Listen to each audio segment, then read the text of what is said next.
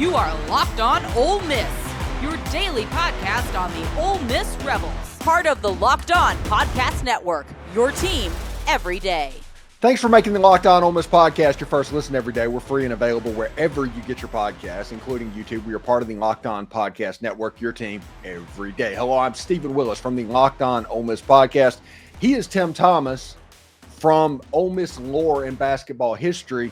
And Tim, listen, I woke up this morning and I was getting ready to get everything ready for all my shows today. My Wednesdays and Thursdays are pretty busy days. And I get there and Photoshop, my computer program, would not open. The company that ran it was down. They were having an issue. They're trying to get it fixed. So I ended up having to cancel my interview with Bill Flowers this week to try and get this workaround up of other ways that I could design the backgrounds and things like that. So my morning, Tim, has been busy. So how you doing, buddy? I'm doing good, better than you. You know, Forrest Gump said stuff happens, but that's life as we know it.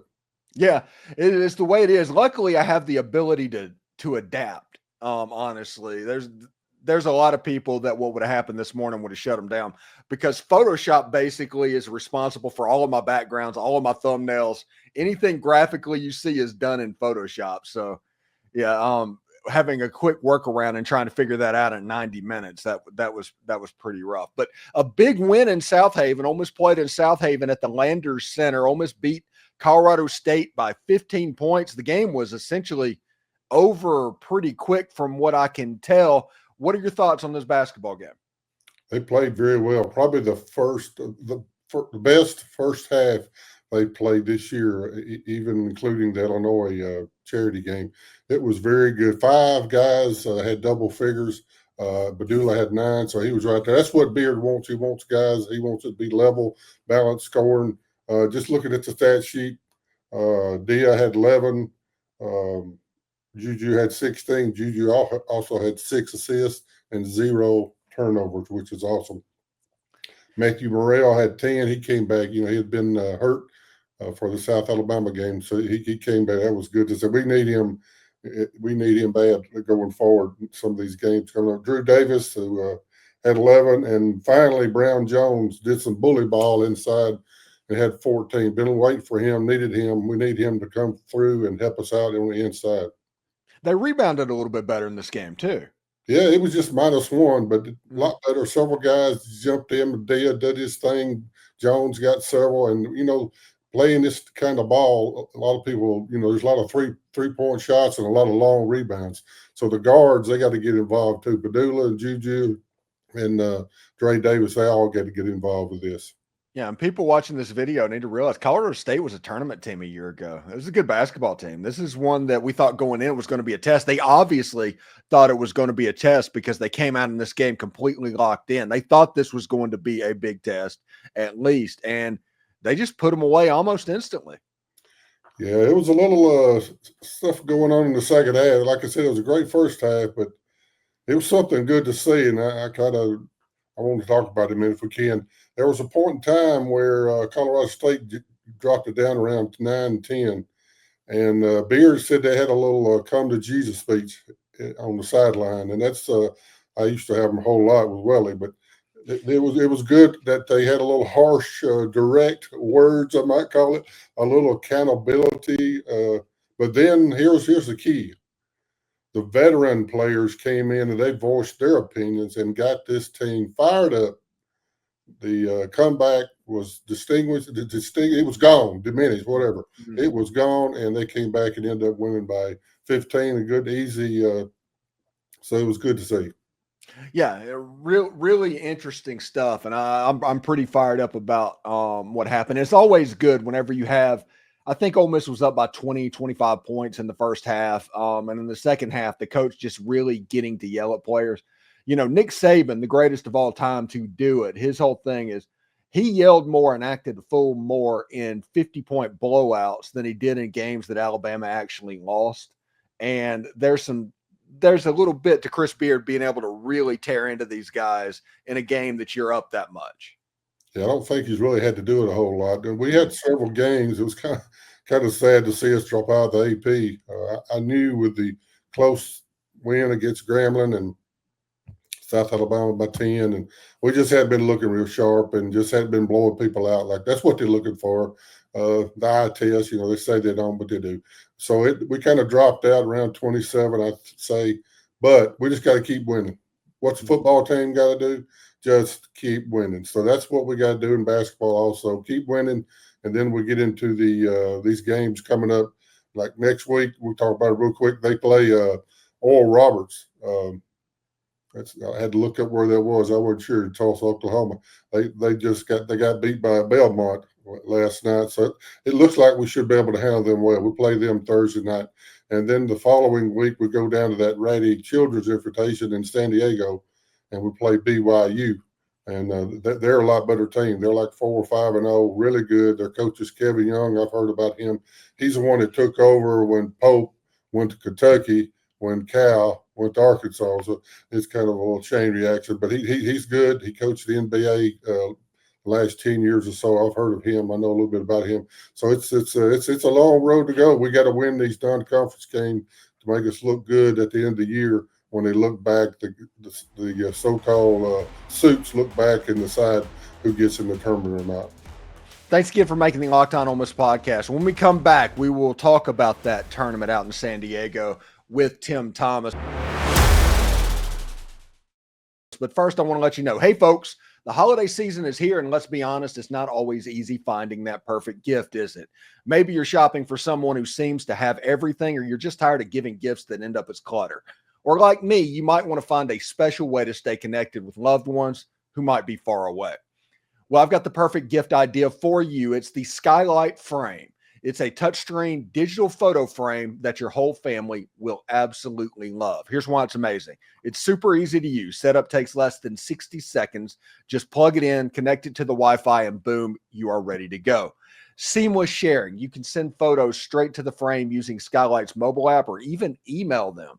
It's so simple. Even your not so tech savvy relatives can join in on the fun. It's beautifully designed. Choose from a bunch of different frames and styles to match any room all with HD resolution. Your photos look stunning. Gift mode makes it extra special. You can preload it with cherished memories before gifting it. So when they open it, they'll see all of those sentimental photos already there. And here's the best part. A special limited time offer for our listeners. You can get $20 off a purchase of Skylight Frame. Just go to skylightframe.com/college. That's SKYLIGHTFRAME.com/college. Don't wait. Head to skylight.com/college and get $20 off today. Stay connected and make this holiday season unforgettable. Also, get ready to tackle the NFL action with FanDuel. It's America's #1 sports book. Right now, with new customers can bet $5 and get $150 in bonus bets if you win. Ole Miss right now is a 10.5-point favorite over the Florida Gators. I have a big-time hunch this Ole Miss football team is getting ready to roll. The FanDuel Sportsbook gives you everything you need to place those live bets on NFL games, too, in one place. So when you get a hunch in the middle of the game, you can check out what the latest stats, view live play-by-play, and so much more on the same page where you place your bets. Just visit FanDuel.com to join today. You'll get started with $150 in bonus bets if your first $5 bet wins. That's $5 bet wins. That's FanDuel.com. Never waste a hunch and make every moment more with FanDuel. It's an official sportsbook partner of the NFL. So Tim talked about that basketball tournament in San Diego. Ole Miss opened it up with BYU. What are the other teams that are in that tournament, and what would Ole Miss's road potentially look like after BYU? Well, you got the BYU game. That's the key game. Then you play, it's scored who wins and who loses. You don't know for sure who you'll get, but the other two teams are top-notch teams. North Carolina State, who made it to the Final Four, and also Purdue. They were really great last year, too. So it's going to be some top-quality wins if we can get one of those, and then that Devils put it back on the map and put us back in the top 25. This Oral Roberts team we're playing, they're pretty good, too. Russell Springman is their coach. He's a second-year coach, but they've had several losses. It looks like we ought to be able to get to them, but they got two really good players, Alalicky and McBride. McBride's a Summit lead preseason player of the year, so he's pretty good. We'll have to watch out for him. But I think we can get the BYU game, and it would be cool to play Purdue, who beat Alabama last week, and then last night Marquette beat Purdue. So it's going to be that type of year, just like in the football realm. A lot of people's got a couple losses, and it's going to be the same way with this tournament. We're going to talk to you about football for a second. I know you're the basketball guy, but we're going to talk football for just a second. We saw the college football playoff rankings come out on Tuesday night. Ole Miss is at number 9.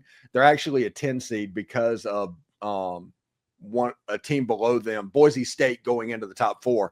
But 2 results, and Ole Miss can host potentially a playoff game, and they have that nice Georgia shield, so you know that nobody is jumping over that. So I think Ole Miss won Tuesday about as much as they could and set up just an absolutely massive football game with the Florida Gators. Yeah, I like that word you said, shield. George will be in the shield. When I saw that, I think you tweeted that out. That's key there. The shield that we got, we're ahead of them, and in the shield, the games we beat them very well. And they did, some of the other teams and games, it seemed like they didn't use that same philosophy, but I was glad to see they used it with us. And I feel good about it. I'm like you. I think Florida going down to the swamp. I've been there.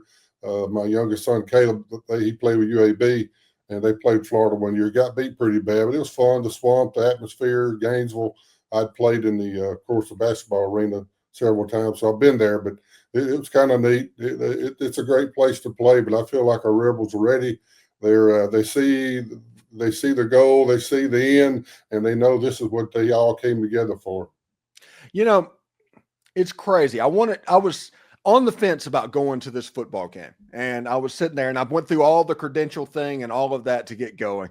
And at the end of the day, it came down that Florida just did not credential podcast is the way that works. So I'm going to end up keeping the routine and staying here and doing all of that.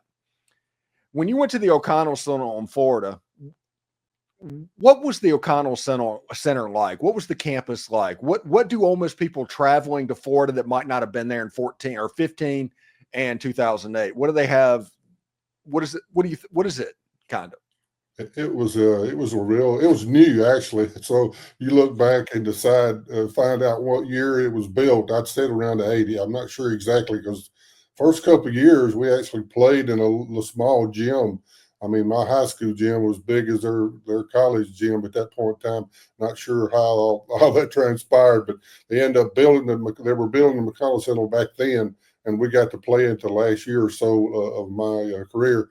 But it's a great place, town, Florida, beautiful palm trees, as you well know, and the weather was good. I don't know how it's going to be this coming Saturday, but beautiful place, nice town. I enjoyed. Actually, it was always warm.